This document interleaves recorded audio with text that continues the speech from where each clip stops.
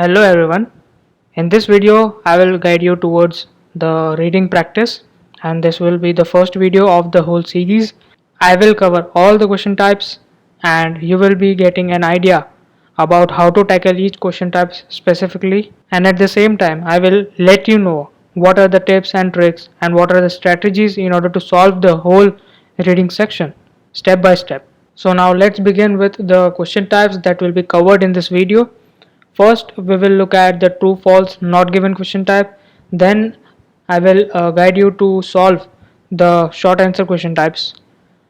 Now, first of all, let's look at some of the tricks that we need to know before starting the practice about the question type true, false, not given.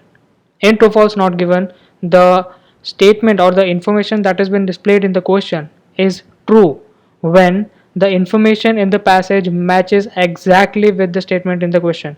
So you have to be very sure about what's written in the question and what you have to compare with in the passage. So you have to keep in mind that the information that is displayed in the question should exactly match with what is given in the passage. The question turns out to be false when the information in the passage contradicts with the statement, or there is a replaceable noun, word, or anything that makes it right. So you need to understand that there can be two cases of the statement getting false. First is when the information is totally opposite to what's given in the passage, then it is false. And another thing is you get a replaceable noun or a word or anything that can make the statement right. Okay, we will look at this in more detail when we solve the passage in the later section of the video. Now the question turns out to be not given when the information is incomplete or you feel that I cannot say anything about the question in regards to the passage. So this is the case when everyone gets confused about what is false and what is not given. So the main difference between these two are, as I said, in false you have to think in a way that the statement that has been displayed in the question is opposite, and in not given you have to be very careful with the information given because it may be incomplete or you have intuition in your mind that I don't know about this thing. So we will look at it in detail when we do practice. For now, let's shift our focus towards the next question type that we'll be doing today. And in short answer question, you need to read the instructions about the questions to get an idea of the restrictions provided to you. So you have to keep in mind what is given above the question. It will be displayed in a way that you should write the short answer in no more than 2 words. So you have to follow that restriction. And in short answer questions, the choice of the right keyword is also very important, and you need to think in a way that the keyword resides around the answer. So now, after having a brief introduction about the two question types and the things that you need to keep in mind, let's move towards practicing those question types in real. Now let's begin with solving the passage. I have chosen this passage which is having two question types that we just now discussed in the video. In this passage we will be having two question types which are true, false, not given and short answer question type. I will let you know how to solve each this question type specifically. So just follow what are the things that I am going to do and develop a strategy in order to tackle every question type. Just try to see how I approach the passage and know how you can solve each of the passage in a time constrained manner. First, I will read the question number 1 from true, false, not given question type, and then I will read question number 8 from short answer question type. First of all, let's read an important thing that is given in this question type, that is choose no more than 2 words. So you have to be very specific when you try to choose words for this question type specific, because more than 2 words can result into a wrong answer. So keep this in mind till the end, and in choosing the answer it will help you. Let's just start with the question number 1. Michael Faraday was the first person to recognize Perkins' ability as a student of chemistry. So in this question we have two names, Michael Faraday and Perkins. So in this sentence, which is Michael Faraday was the first person to recognize Perkins' ability as a student of chemistry. So I think you have to keep one thing in mind, that in this sentence, the thing that can go wrong or can result into a false statement is he might not be the first person, or he can be the first person.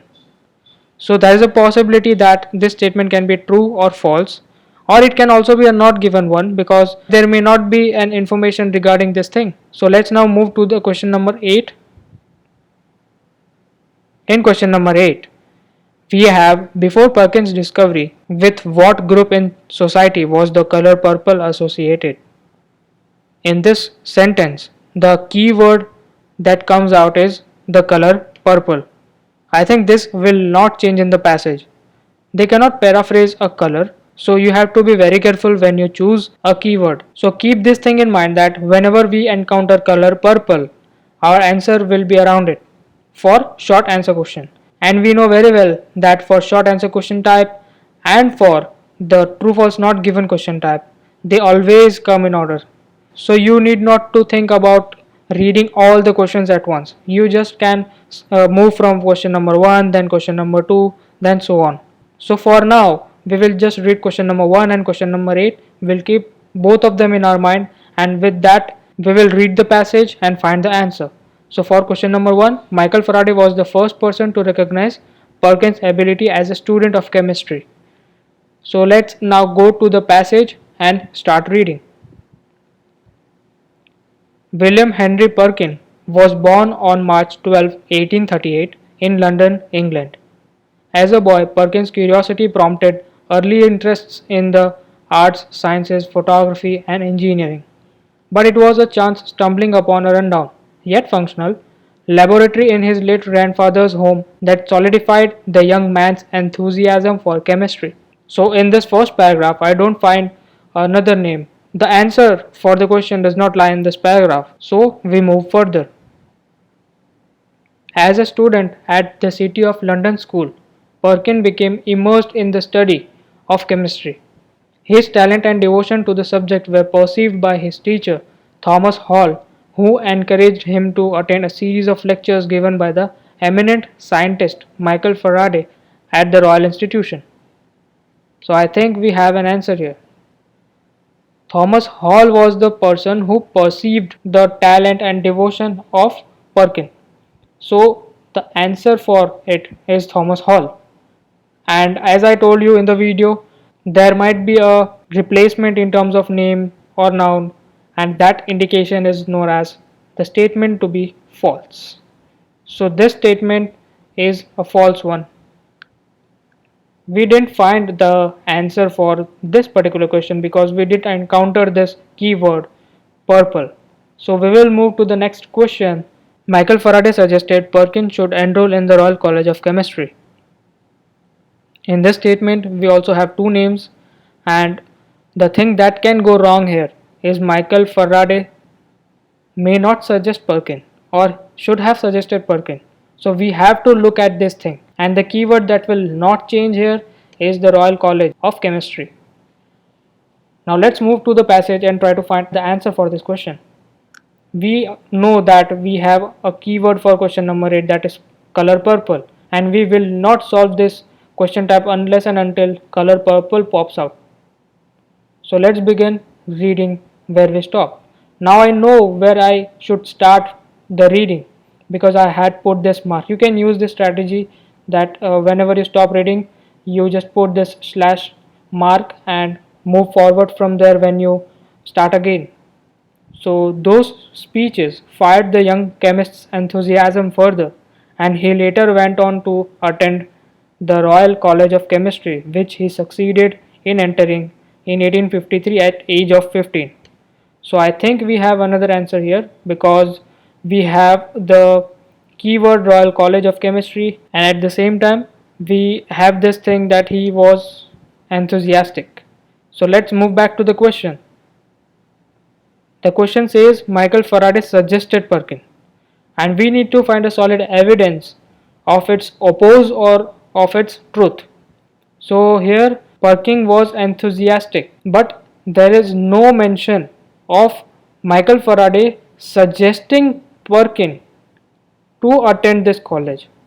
So I think we can conclude by saying that there is not much information available. We don't know he suggested or he didn't suggest. So the answer for this question is not given. And we did not find the color purple keyword. So we will just move to question number 3. Perkin employed August Wilhelm Hoffman as his assistant. Now what can go wrong here? Employed is the word that can go wrong. So you have to think Perkin employed August Wilhelm Hoffman as his assistant.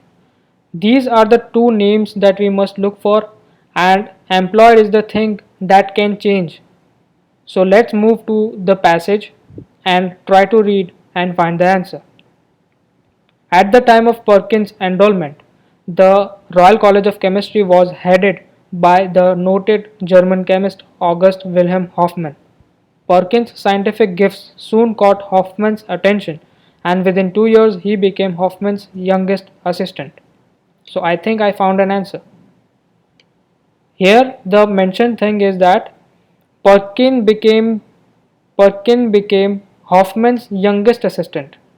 Now there is a direct contradiction, we can say, because Hoffman employed Perkin and not Perkin employed Hoffman. So answer for this question is false.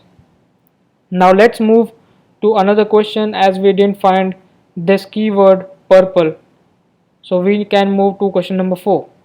Perkin was still young when he made the discovery that made him rich and famous. What can go wrong in the statement is that he might not be young when he made the discovery and that resulted into his richness or his fame. So we need to look at these things. I will read it again so that you can keep this thing in mind. Perkin was still young when he made the discovery that made him rich and famous.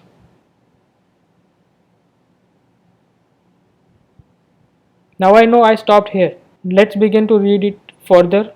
Not long after that, Perkin made the scientific breakthrough that would bring him both fame and fortune. Now we have these two words, fame and fortune, here, and at the same time we know that he made a scientific breakthrough. But we also need to find that he was young, and it is written in the last sentence that we read previously for the last question. This is the keyword that we were looking for, youngest.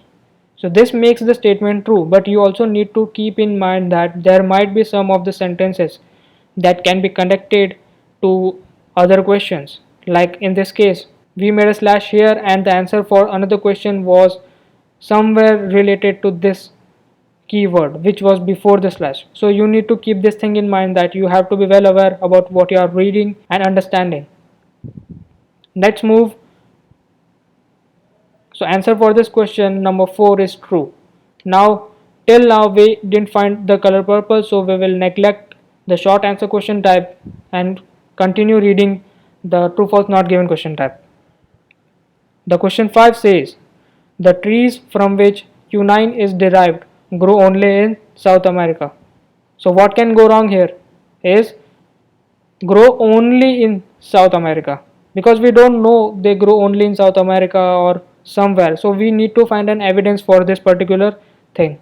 So the keyword for the sentence is quinine, because this is a name of a chemical and it cannot change or paraphrased. Let's move to the passage and find.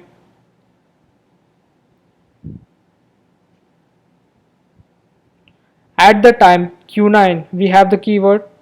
Quinine was the only viable medical treatment for malaria. The drug is derived from the bark of the cinchona tree, native to South America, and by 1856 demand for the drug was surpassing the available supply.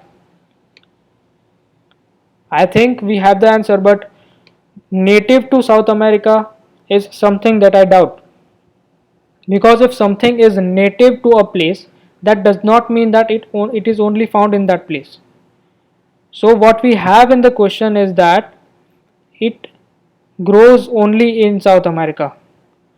So native to South America does not mean that it grows only in South America. It can and it cannot be. So we don't know. And whenever you encounter this type of concept that you don't know or you can't say the thing about it, the answer for it will always be not given. So answer for question number 5 is not given. Now we didn't find the color purple, so we will continue to ignore it and we'll move towards the next question. Perkin hoped to manufacture a drug from a coal tar waste product. So the thing that can go wrong here is Perkin hoped to manufacture a drug from a coal tar waste product. He might be sure, he might not hope, or we just need to find the direct evidence about this sentence, and this can be true, false, or not given. So let's find the answer for this. Where we stop? Yeah, we have this. Thus, when Hoffman made some passing comments about the desirability of a synthetic substitute from quinine, it was unsurprising that his star pupil was moved to take up the challenge. So, we don't find any answer related to uh, the hoping of making something from the waste. Let's begin to read another paragraph. During his vacation in 1856, Perkins spent his time in the laboratory on the top floor of his family house. He was attempting to manufacture quinine from aniline, an inexpensive and readily available coal tar waste product. So we have this keyword coal tar waste product directly from the question. So I will make a slash here. And we will look for hoping. Hoping can be said as the attempting to manufacture, but we don't know the results. So we need to read for one or more sentences. Despite his efforts, however, he did not end up with quinine. Instead, he produced a mysterious dark sludge. So we have the hope here because he was attempting to manufacture quinine and he made his best efforts. So this is a direct indication that our question is true. So question number 6 is true, or the statement number 6 is true. Now still we didn't find anything related to the color purple, so we will keep on reading the next question. Perkin was inspired by the discoveries of the famous scientist Louis Pasteur. Now the thing that can go wrong here is inspired. He might not get inspired, or he was inspired by the discoveries related to this scientist. So we have two people which are Perkin and Louis Pasteur, and the inspiration must be derived from Louis Pasteur's discoveries. So let's look at the passage. Luckily, Perkins' scientific training and nature prompted him to investigate the substance further. Incorporating potassium dichromate and alcohol into the aniline at various stages of the experimental process, he finally produced a deep purple solution. We have the color purple, and proving the truth of famous scientist Louis Pasteur's words, chance favors only the prepared mind. Perkins saw the potential of his unexpected find. So we might have two answers from this slash to this slash. So first we will check for the inspiration thing and proving the truth of famous scientist Louis Pasteur's words. So this indicates that he was following Louis Pasteur's words, and we cannot say that he was inspired or not. But here it is given that he was proving the truth of the famous scientist Louis Pasteur. So we don't know he was inspired or he wasn't inspired. So the answer for the question is not given because we are not sure and we cannot tell anything about it. So we need more additional information relating to getting inspired by this Louis Pasteur, and we don't have it. So the answer for this is not given. Now let's move to the question number 8 because we encountered the word purple. Before Perkins' discovery, with what group? We need to find a group in the society that has some relation with color purple. So the group in the society is our find that we need to know from the passage. So let's look at the passage and try to find that which group was directly associated with the color purple.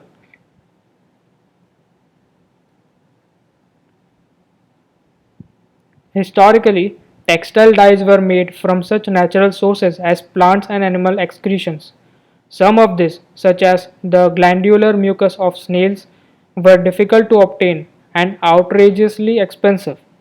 Indeed, the purple color extracted from a snail was once so costly that in society at the time only the rich could afford it.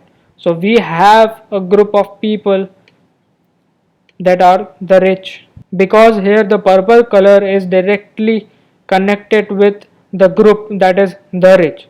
So the answer for question number 8 is the rich, because here we need to follow instructions, means we are given an instruction but for a second we ignore this instruction, and without using the article the in answer the rich, it will have no meaning as a short answer, because we are asked about a group specific and the article the needs to be specified with rich.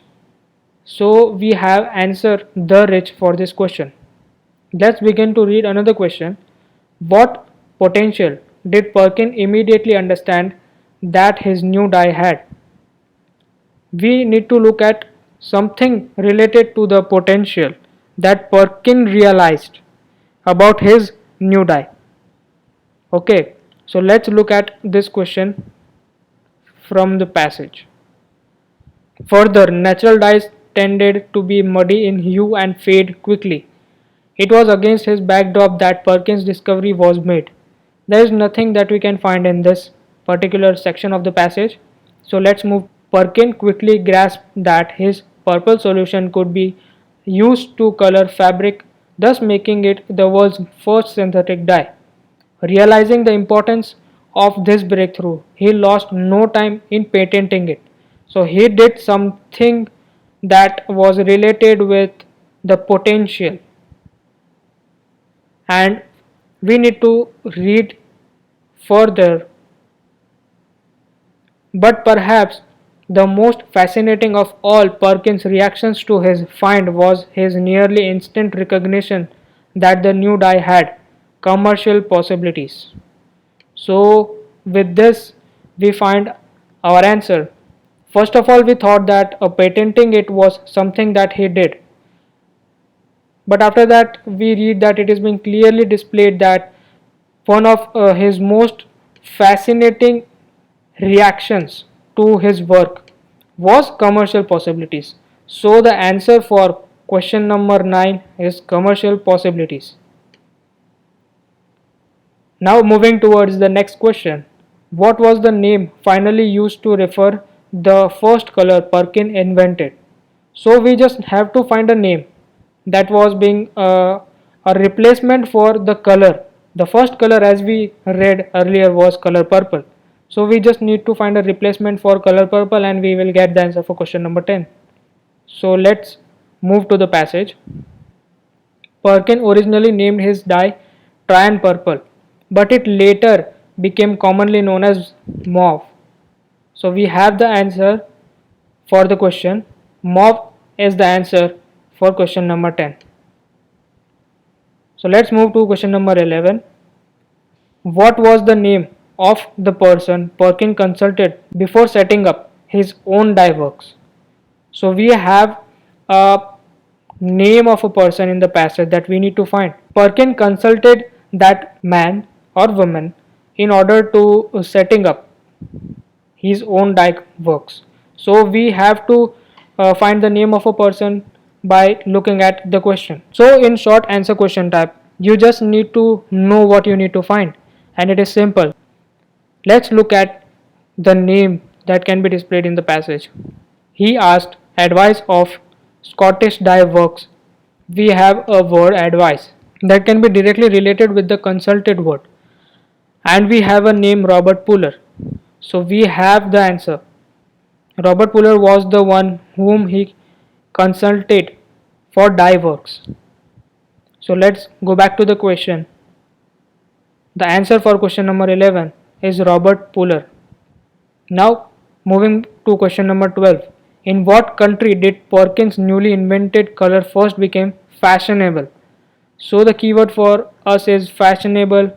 It can also be paraphrased, but we have something related to fashion, and what we need to find is the name of the country. So we have to focus upon the name of the country where the thing he invented became fashionable. Let's move back to the passage. Who assured him that manufacturing the dye would be well worth it if the color remained fast and the cost was relatively low. So, over the fierce objections of his mentor Hoffman, he left college to give birth to the modern chemical industry. With the help of his father and brother, Perkins set up a factory not far from London, utilizing the cheap and plentiful coal tar that was an almost unlimited byproduct by London's gas street lighting. The dye works began producing the world's first synthetically dyed material in 1857. The company received a commercial boost from the Empress. Yes, so now we have the name of a country and we just need to find that was that fashionable or not. When she decided the new color flattered her, very soon mauve was the necessary shade for all the fashionable ladies in the country. So we have the answer and the country's name, that is France. So the answer for question number 12 is France. So by now you would have got idea about how to solve these two question types, and the short answer question type is relatively easy because we directly know what we need to find and we can just go into the passage, read for a while and find the answer easily. Let's come back and go to question number 13. According to the passage, which disease is now being targeted by researchers using synthetic dyes? So the key word for this statement is synthetic dyes. This will not change, or we can say that synthetic dye can be paraphrased a little, but we can easily understand the paraphrasing. And what we need to find is the name of the disease. So again we know what we have to find in the passage. There will be a name of disease which is targeted by researchers using something, okay, which is synthetic dyes. So let's go back to the passage and read for the answer.